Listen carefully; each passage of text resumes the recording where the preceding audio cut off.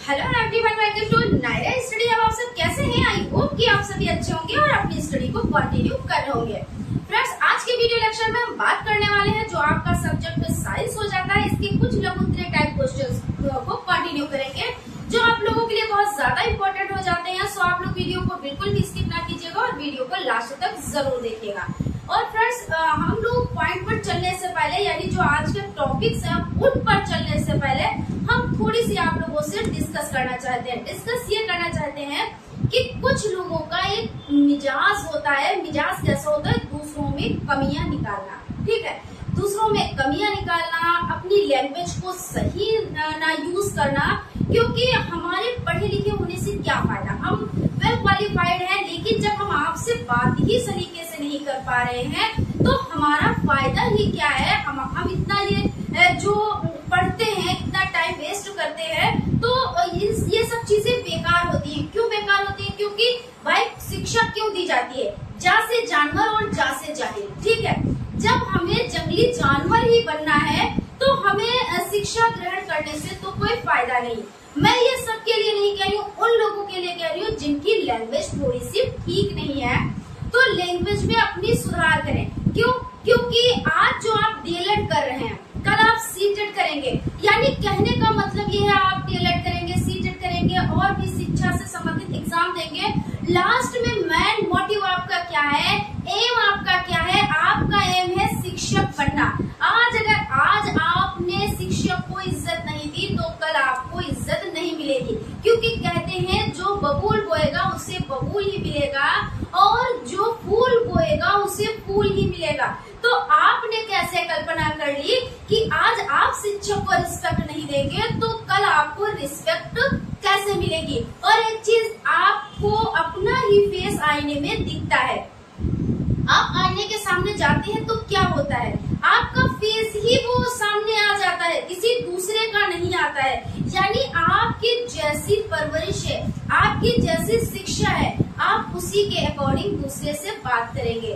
तो हम वहां तक संदेश पहुंचाना चाहते हैं कि जिन लोगों की ऐसी लैंग्वेज है वो लोग समझ गए होंगे। बाकी मैं सभी से ये चीज नहीं कह रही हूँ कि हाँ सभी की लैंग्वेज ऐसी है, लेकिन कुछ लोगों की ऐसी लैंग्वेज होती है जिनकी शायद परवरिश में कहीं पे कोई कमी रह जाती है ना? तो अपने में सुधार करें, क्योंकि कल आपको भी रिस्पेक्ट पानी है। और शिक्षक का यही होता है कि हाँ, उनको जब बच्चे रिस्पेक्ट देते हैं तभी उनको लगता है कि हाँ हम शिक्षक हैं।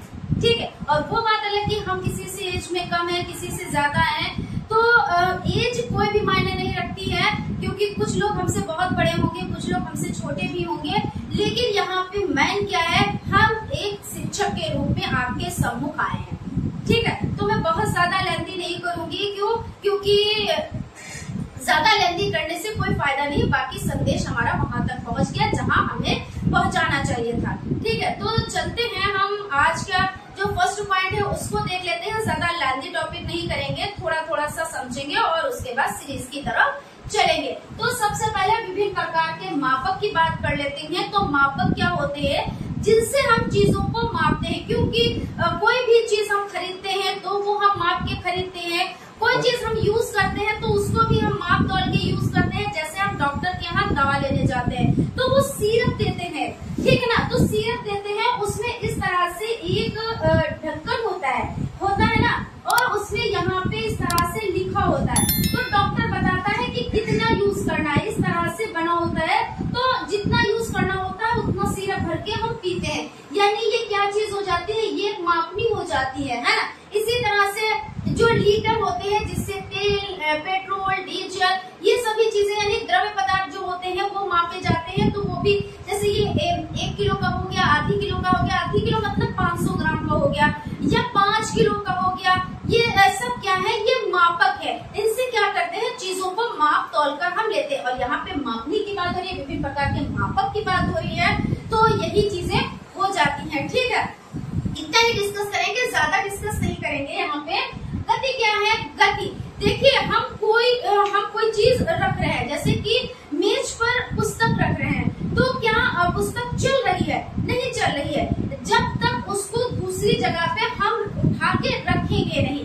यानी कहने का मतलब होता है कि गति क्या होती है? तो गति एक स्थान दूसरे स्थान पर चीजें पहुंचना ही गति कहलाती है। जैसे आप समझ लें, जैसे आप ये समझे कि जैसे एक पेड़ है, ठीक है ना, एक पेड़ है और ये दूसरा पेड़ है, ठीक है। अब क्या है, यहाँ पे चिड़िया बैठी हुई है और ये चिड़िया उड़कर यहाँ पे जा रही है। तो यानी ये पेड़ तो अपनी ही जगह पे है, लेकिन क्या है, ये चिड़िया उड़कर यहाँ पे जा रही है, यानी ये गति कर रही है ना, यही चीज तो है। अब जैसे आपसे गति कई तरह की होती है, गति क्या होती है, कई तरह की होती है। कौन कौन सी गति हो जाती है, जैसे वृत्तीय गति हो जाती है, चुंबकीय गति हो जाती है, विद्युतीय गति हो जाती है, दोलन गति हो जाती है और घूर्णन गति हो जाती है। तो इन सब गति, ये जो सब गति है, ये किस तरह से वर्क करती है, इसको भी थोड़ा सा समझते हैं, ठीक है। तो सबसे पहले हम वृत्तीय गति देखते हैं। तो जो पृथ्वी के चारों ओर चंद्रमा क्या होता है, पृथ्वी के चारों ओर चंद्रमा गति करता है, तो वो क्या कहलाता है, वो वृत्तीय गति कहलाता है। और इसका दूसरा नाम क्या है, तो त्वरित गति हो जाता है। यानी वृत्तीय गति का दूसरा नाम क्या है, तो त्वरित गति है।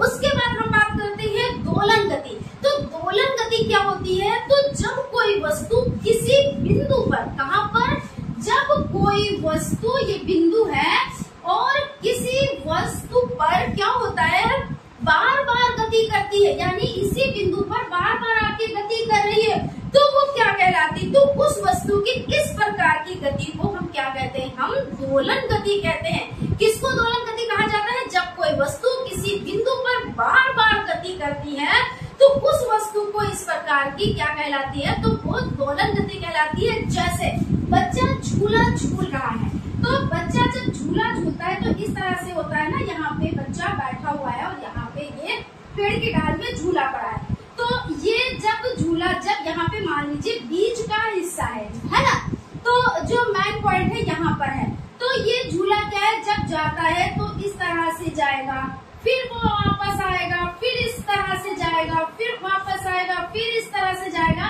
यानी क्या है, एक बिंदु पर बार बार गति कर रहा है, तो वो कौन सी गति है, तो दोलन गति है। इसी तरह जो घड़ी में पेंडुलम लगा होता है, घड़ी में क्या लगा होता है, तो ये आपकी घड़ी हो जाती है और यहाँ पे ये पेंडुलम लगा होता है, तो ये बीच में लगा होता है ना। अब ये जब टन टन की आवाज करती है, जब घंटा हो जाता है, तो क्या होता है कि यहाँ पे जाती है, फिर वो वापस आती है, फिर वो जाती है, फिर वापस आती है, फिर मतलब बार बार अपने बिंदु पर क्या कर रही है, बार बार गति कर रही है।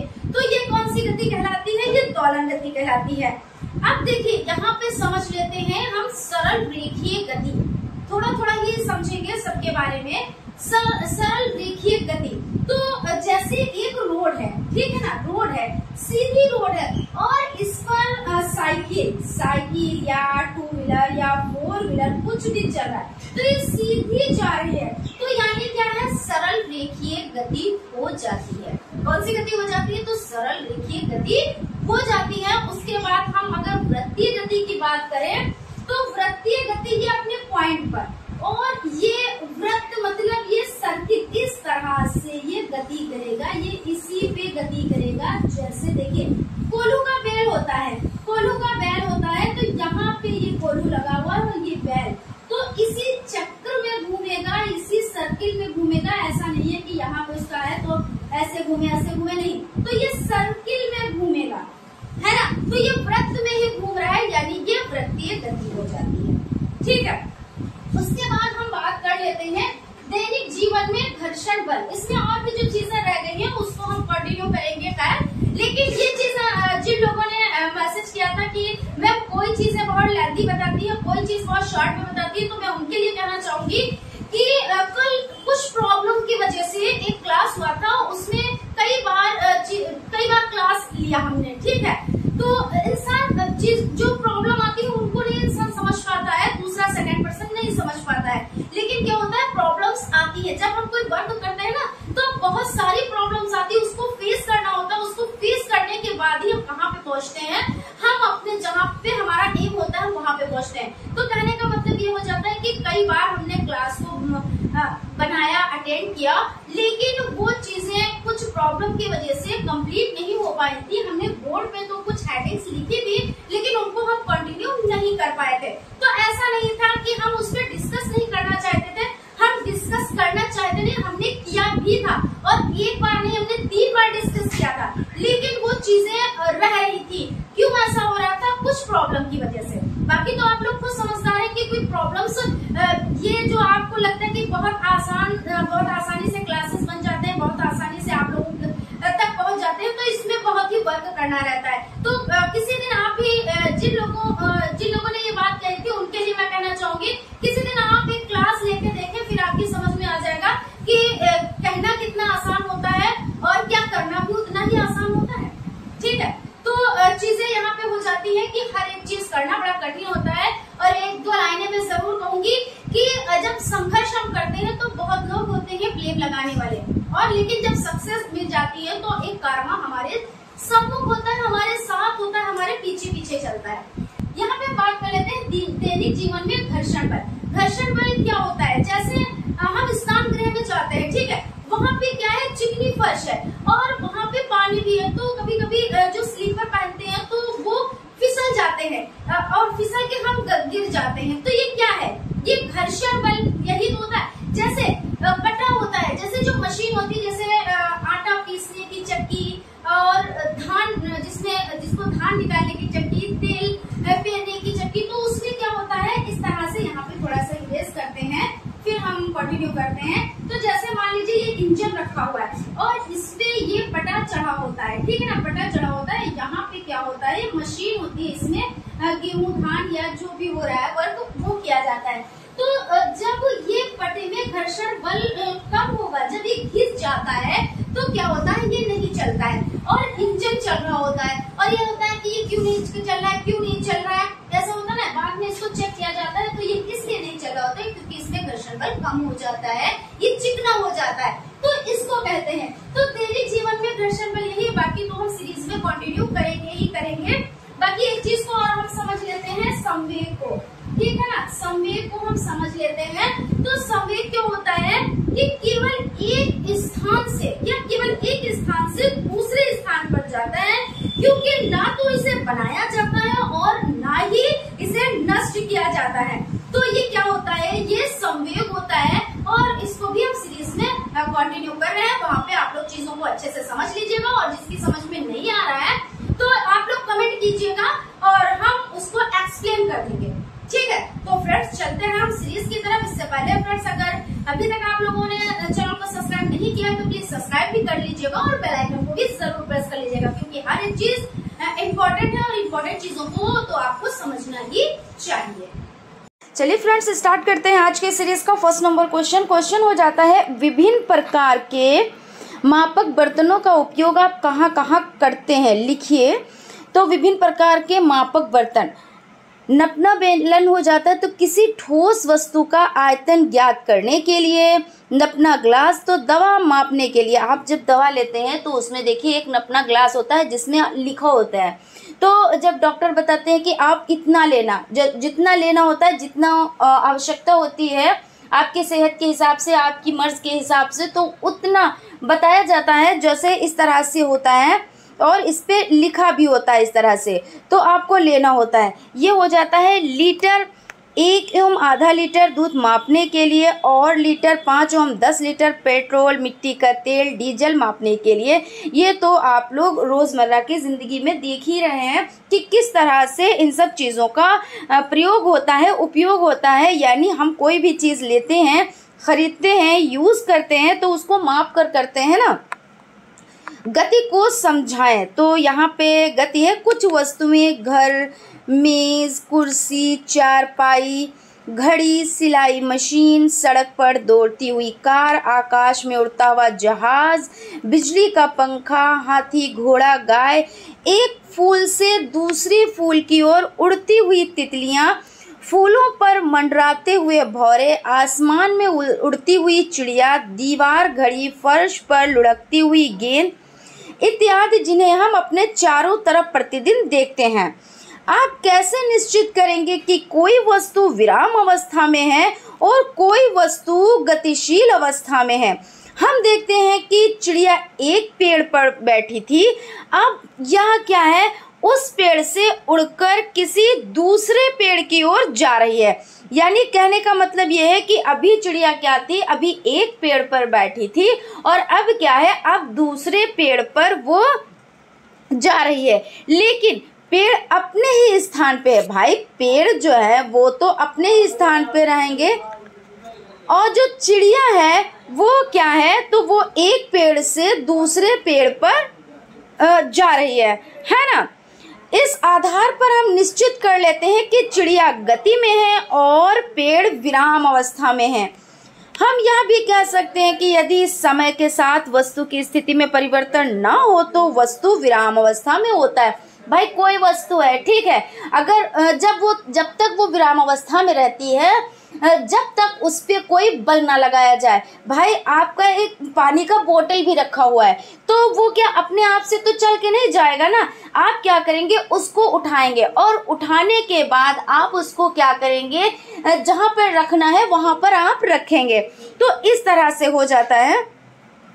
कुछ वस्तुएं जैसे घड़ी, दीवार घड़ी, पंखा देखने में तो विराम है, किंतु घड़ी की सुइयां, दीवार घड़ी का लोलक, चलते पंखे की पंखुड़ियां गति में हैं।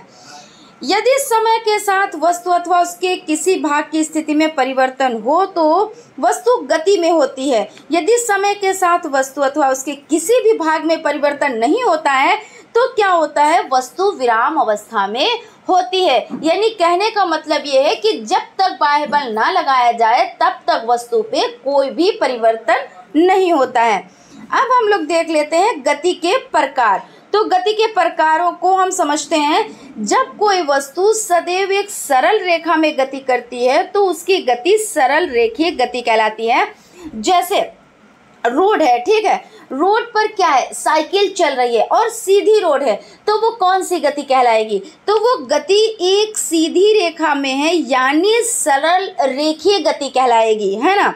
उसके बाद हम देखते हैं जब कोई वस्तु किसी अन्य वस्तु के वृत्ताकार मार्ग पर गति करती है तो उसे वस्तु की वृत्तीय गति कहते हैं।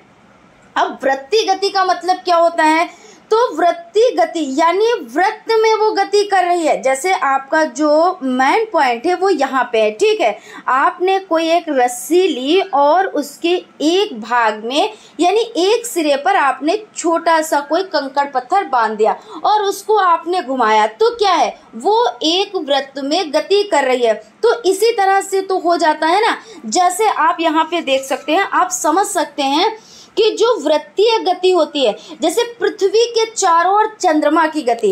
अब पृथ्वी है, ठीक है ना, पृथ्वी है और चंद्रमा क्या है, गति कर रहा है, तो उस तरह से ये कौन सी गति हो जाती है, ये वृत्तीय गति हो जाती है।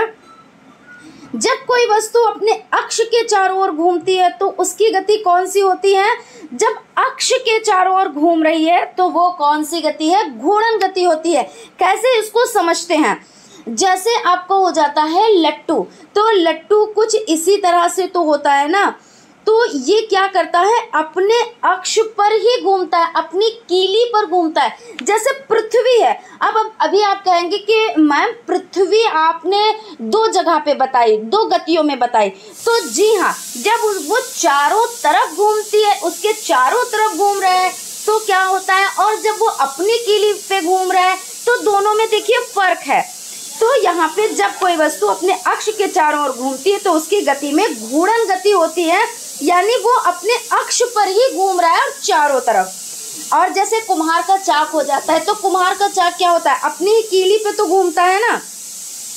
जब कोई वस्तु अपने माध्य स्थिति के दोनों ओर गति करती है तो इस गति को क्या कहते हैं, तो इसको दोलन गति कहते हैं। जैसे घड़ी का पेंडुलम हो जाता है ना, तो क्या होता है, जो घड़ी है तो वो क्या है, वो इस तरह से ऐसे ऐसे घूमती है, यहाँ से जाती है अपनी स्थिति से, फिर इस तरह से फिर वो वापस आती है, फिर अपने मेन पॉइंट पे जो बीच में है वहाँ पे जाती है और फिर दाएं जाती है, बाएं जाती है, इस तरह से ये घूमती है। तो यानी ये कौन सी गति हो जाती है, ये दोलन गति हो जाती है। तो आई होप आप लोगों को चीज़ें अच्छे से समझ में आ रही होंगी। और फ्रेंड्स, अगर चीज़ें अच्छे से समझ में आ रही हैं तो एक लाइक ज़रूर कीजिएगा, और अगर अभी तक आप लोगों ने चैनल को सब्सक्राइब नहीं किया है और चैनल पर न्यू है, अभी विजिट किया है, तो चैनल को सब्सक्राइब भी ज़रूर कर लीजिएगा, क्योंकि हर एक चीज़ आप लोगों के लिए इम्पोर्टेंट हो जाती है और इम्पोर्टेंट चीज़ें पाने के लिए आपको सब्सक्राइब तो करना ही रहता है। ठीक है, उसके बाद हम देखते हैं क्वेश्चन हो जाता है गति किसे कहते हैं, गति के प्रकार लिखिए।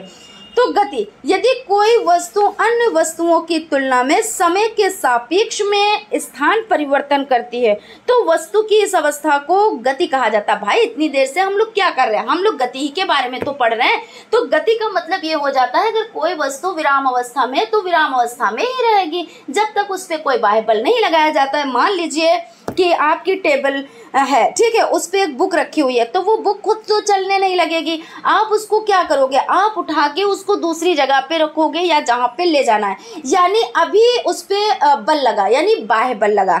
तो इसी को तो कहते हैं गति, तो इसी को कहते हैं। अब यहाँ पे देख लेते हैं सामान्य शब्दों में वस्तु की स्थिति में परिवर्तन गति कहलाता है। जब वस्तु की स्थिति में परिवर्तन होता है तो वही गति होती है। और गति के प्रकार कौन कौन से हो जाते हैं, सरल रेखीय गति, अभी हम लोगों ने विद एग्जाम्पल चीजों को देखा, वृत्तीय गति, घूर्णन गति, दोलन गति, आवृत्ति गति, प्रक्षेपिक गति, इनको समझा। ठीक है, अब समझते हैं गति के नियमों का उल्लेख, इसको समझ लेते हैं जो आपका क्वेश्चन है। तो गति का प्रथम नियम ये क्या कहलाता है, गति का जो प्रथम नियम है ये क्या है, तो इसके अनुसार यदि कोई वस्तु विराम अवस्था में है तो वह विराम अवस्था में ही बनी रहेगी, और यदि वह सरल रेखा में एक समान वेग से चल रही है तो वह उसी प्रकार चलती रहेगी जब तक कि उस पर कोई बाह्य बल ना लगाया जाए। ठीक है, तो ये कौन सा नियम हो जाता है, ये आपका न्यूटन की गति का प्रथम नियम हो जाता है। इसको गैलीलियो का नियम या जड़त्व का नियम भी कहते हैं। अब अगर क्वेश्चन में आ जाता है कि जड़त्व का नियम किसे कहते हैं, तो जो गति का प्रथम नियम है उसे ही जड़त्व का नियम भी कहते हैं। जैसे एक पुस्तक यदि मेज पर रखी है तो वो तब तक उसी अवस्था में स्थिर रहेगी जब तक उस पर कोई बाह्य बल ना लगाया जाए। देखिए वही चीज आ गई जो हमने अभी आपको एग्जाम्पल दिया कि पुस्तक है, उस पर अगर कोई बाह्य बल ना लगाया जाए तो वो अपनी ही जगह पे रखी रहेगी, है ना।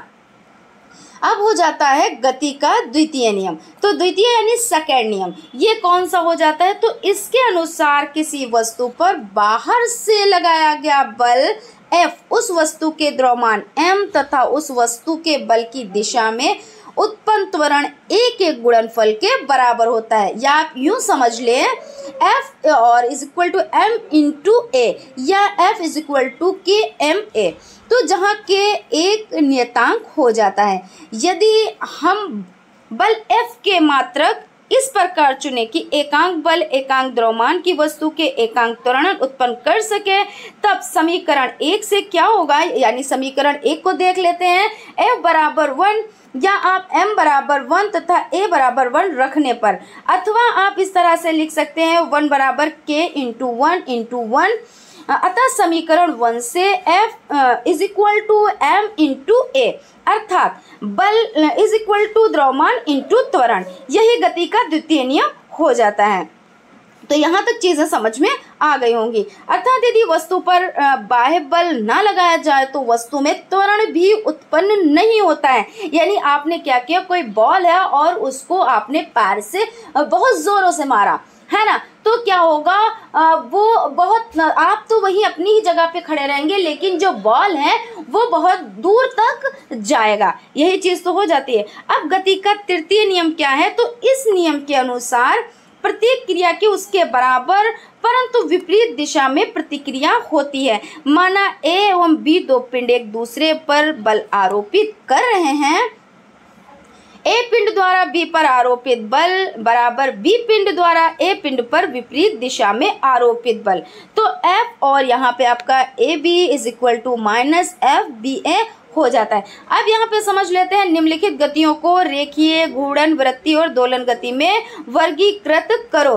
तो पृथ्वी के चारों ओर चंद्रमा की गति कौन सी गति कहलाती है, तो वृत्तीय गति कहलाती है। क्या, तो पृथ्वी के चारों ओर चंद्रमा गति कर रहा है ना, जो ये पृथ्वी है और उसके चारों ओर चंद्रमा क्या कर रहा है, तो गति कर रहा है, तो ये कौन सी हो जाती है, तो वृत्तीय गति हो जाती है।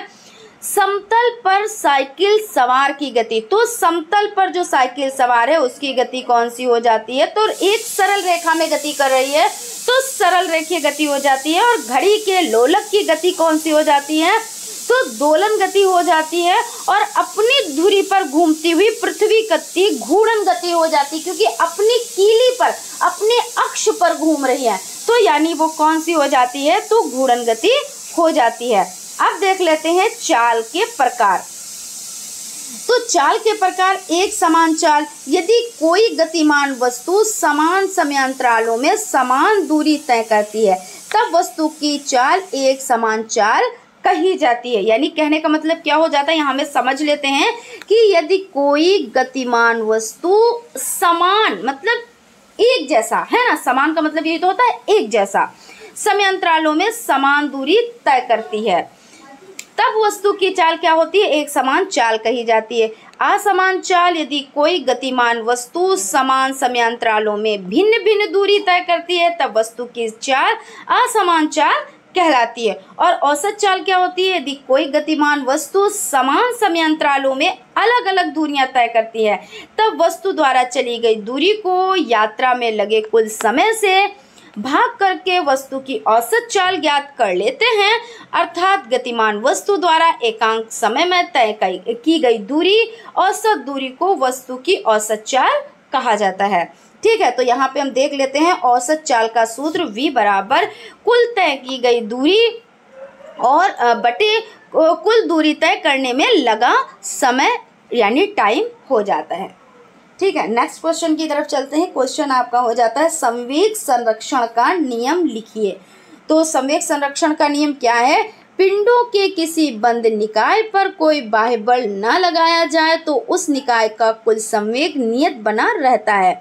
इस नियम का परिणाम यह है कि वस्तुओं के किसी भी निकाय का द्रव्यमान केंद्र एक नियत वेग से चलता रहेगा जब तक उस पर कोई बाह्य बल ना लगाया जाए। तो यहाँ पर mu बराबर mv, m और संहति हो जाता है, u प्रारंभिक वेग हो जाता है, v अंतिम वेग हो जाता है। और वेगों की एक विशेष बात यह है कि सभी स्थितियों में संरक्षित रहता है, यहाँ तक कि संकटों में तथा विस्फोट बलों के कारण होने वाली गति की दशा में भी, जबकि गतिज ऊर्जा संगठन की दशा में संरक्षित नहीं होती है। उसके बाद आपका नेक्स्ट क्वेश्चन हो जाता है, फ्रेंड्स आप लाइक सब्सक्राइब करते रहें क्योंकि एक लाइक हमें बहुत ज़्यादा मोटिवेट करता है। क्वेश्चन हो जाता है दैनिक जीवन में घर्षण बल को समझाइए। तो दैनिक जीवन में घर्षण बल को समझ लेते हैं। जैसे कभी कभी घरों में क्या होता है, स्नान गृह आपको हो जाता है, उसमें चिकने फर्श पर रबड़ की चप्पल पहनकर चलने से फिसलकर गिर जाते हैं। ऐसा होता है ना कि अगर थोड़ी सी क्या होती है कि फर्श पर चिकनाई होती है, चिकना होता है, तो उस पर अगर पानी पड़ा होता है तो फिसल जाते हैं। और देख लेते हैं बर्फ़ की सतह चिकनी होती है, फलस्वरूप बर्फ़ की सतह पर घर्षण बल कम होता है। अतः इस पर हम साधारण चल या दौड़ नहीं सकते। घर्षण बल के कारण ही लोगों का चलना, दौड़ना, उठना, बैठना आदि क्रियाएं संभव होती हैं। पेंसिल तथा कागज के बीच घर्षण बल के कारण ही लिखना संभव हो पाता है। मोटर कार, बस तथा अन्य वाहनों के पहिए तथा सड़क के मध्य घर्षण बल लगने के कारण ही उनका चलना संभव हो पाता है। और दांतेदार आरी तथा लकड़ी के बीच घर्षण बल के द्वारा ही लकड़ी को काटकर विभिन्न आकृतियां बनाते हैं। तो इस तरह से आपका हो जाता है। अब देख लेते हैं, एक बच्चा झूला झूल रहा है। ठीक है, बच्चा किस प्रकार की गति कर रहा है? तो बच्चा जब झूला झूल रहा है तो जैसे यहाँ पे आप देख सकते हैं कि ये झूला पड़ा हुआ है। ठीक है, और यहाँ पे बच्चा बैठा हुआ है, ये कहीं पे भी पेड़ पे कहीं पे झूला पड़ा हुआ है। तो बच्चा क्या करेगा, ये झूला है और इस पे बच्चा बैठा हुआ है। तो जब आप उसको क्या करते हैं, आम बोलचाल की भाषा में झूक देते हैं, है ना, यही तो होता है ना। तो जब वहाँ पे क्या होता है, इस तरह से जाता है और अपने मेन पॉइंट पे आता है, फिर झूला इधर जाता है, फिर अपने मेन पॉइंट पे आता है और फिर इस तरह से ही तो होता है ना। तो यानी कहने का मतलब है दोलन गति होती है। इसमें कौन सी गति होती है? तो दोलन गति होती है जैसे घड़ी के पेंडुलम में। तो घड़ी का पेंडुलम जो होता है वो इस तरह से यहाँ पे जाता है, फिर अपनी जगह पे आता है, फिर यहाँ पे जाता है, ऐसे ही तो होता है ना। तो ये कौन सा हो जाता है, तो दोलन गति हो जाती है। अब यहाँ पे नेक्स्ट क्वेश्चन देख लेते हैं। बल से क्या अभिप्राय है, बल के विभिन्न प्रकारों का क्या उदाहरण सहित वर्णन कीजिए। बल कितने प्रकार के होते हैं लिखिए, अथवा यहाँ पे करके गुरुत्व बल अथवा पेशीय बल को उदाहरण सहित समझाइए। तो पेशीय बल, जब हम किसी वस्तु को हाथ से उठाते हैं तो हमारे हाथों की मांसपेशियों में खिंचाव उत्पन्न होता है। भाई वो बात तो सही है कि जब हम कोई चीज़ उठाते, कोई भार उठाते हैं तो हमारे हाथों में क्या होता है, जो मांसपेशियां होती हैं उसमें खिंचाव होता है, और हाथ की मांसपेशियों पर उत्पन्न खिंचाव द्वारा वस्तु पर बल लगाया जाता है, और पेशियों द्वारा लगाए गए इस बल को क्या कहते हैं, तो पेशीय बल कहते हैं। यानी जो हम हाथों से वर्क करते हैं, जो हम बल लगाते हैं उसको क्या कहते हैं, क्योंकि हमारी पेशियों ने वर्क किया, तो यानी ये पेशीय बल कहलाता है।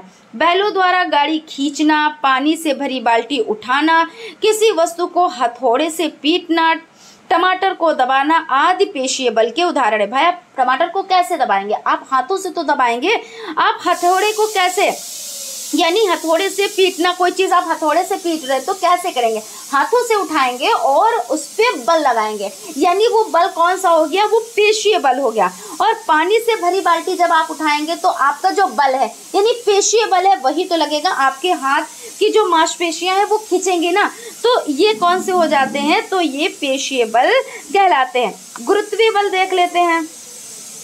पृथ्वी पत्थर के टुकड़े को अपने केंद्र की ओर आकर्षित करती है। पृथ्वी के इस आकर्षण बल को गुरुत्वीय बल कहते हैं। सभी वस्तुओं पर गुरुत्वीय बल कार्य करता है। ठीक है, तो यहाँ तक आपको हो गया। चलते हैं, देख लेते हैं नेक्स्ट पॉइंट आपको हो जाता है, पृथ्वी प्रत्येक वस्तु को अपने केंद्र की ओर खींचती है। तो ये बात तो बिल्कुल सही है। तो यहाँ पे देख लेते हैं चुंबकीय बल।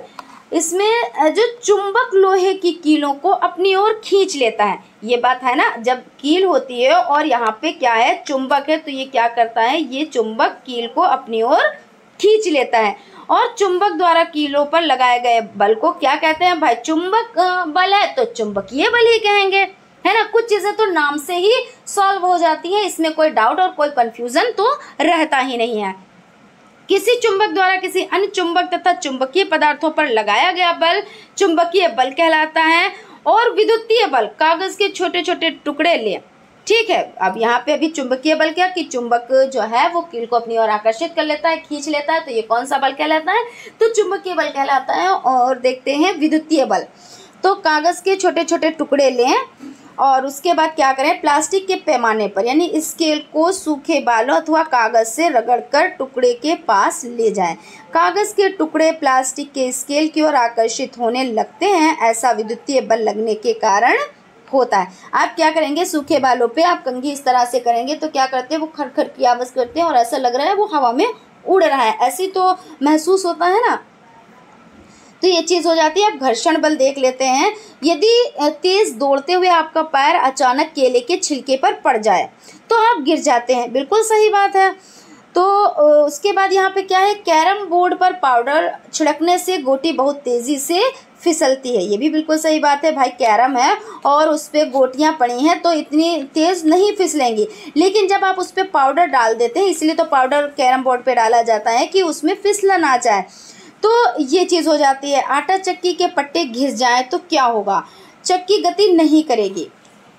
घर्षण बल की मात्रा अत्यंत कम होने के कारण ऐसा होता है, यानी घर्षण बल अगर कम हो जाता है तो क्या होता है, जो चक्की पर पट्टा चढ़ा होता है, भाई इस तरह से तो चक्की होती है ना, यहाँ पे मान लीजिए ये चीज़ हो गई और ये इस तरह से पट्टा चढ़ा होता है, यहाँ पे इंजन वगैरह रखा होता है, इससे चलता है और यहाँ पे ये चक्की हो जाती है और पट्टा ऐसे चढ़ा होता है। तो ये जब गोल गोल घूमता है, तो जब घूमता है तो किस लिए, घर्षण बल के कारण। लेकिन जब इसमें चिकना ये हो जाता है तो ये क्या है, तो यानी घर्षण बल की मात्रा कम हो जाती है। तो एक टाइम पे देखिए ये इंजन जो है वो चल रहा होता है, लेकिन ये पट्टा क्या है, ये नहीं घूम रहा होता है, तो समझ जाया जाता है कि इसमें घर्षण बल कम हो गया है, तो उस पर वर्क किया जाता है। तो यहाँ तक आप लोगों का जो आज का जो सेशन है यहाँ तक कंप्लीट हो गया है। आई होप आप लोगों को चीज़ें अच्छे से समझ में आई होंगी और कहीं पे कोई डाउट, कोई कंफ्यूजन नहीं रहा होगा। अगर कहीं पे कोई कंफ्यूजन है, कोई डाउट है, तो आप लोग कमेंट ज़रूर करें। अपने प्यारे प्यारे कमेंट करते हैं तो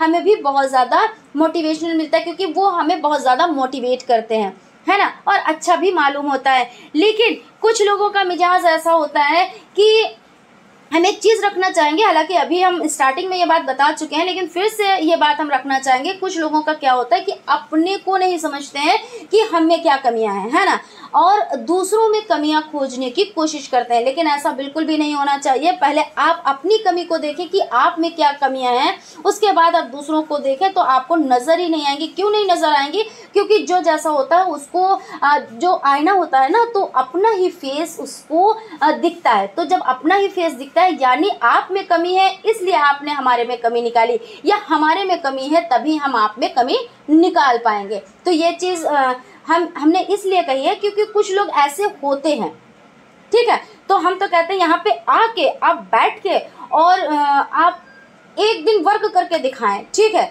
जब आप वर्क करके दिखाएंगे तब हम भी मान जाएंगे कि आप में कितनी काबिलियत है। तो फ्रेंड्स, ये सबके लिए नहीं है, उन लोगों के लिए है जिन लोगों की ये लैंग्वेज और भाषा है, तो वो लोग तो समझ ही चुके होंगे। तो फ्रेंड्स, मिलते हैं नेक्स्ट क्लास में। तब तक आप लोग अपना ख्याल रखें और स्टडी को कंटिन्यू करें, क्योंकि एग्जाम में बहुत ज़्यादा टाइम नहीं बचा हुआ है। और जब टाइम नहीं बचा हुआ है तो आप लोगों को क्या है, टाइम को बहुत ही अच्छे से मैनेज करना है और उस पर वर्क करना है। Thank you.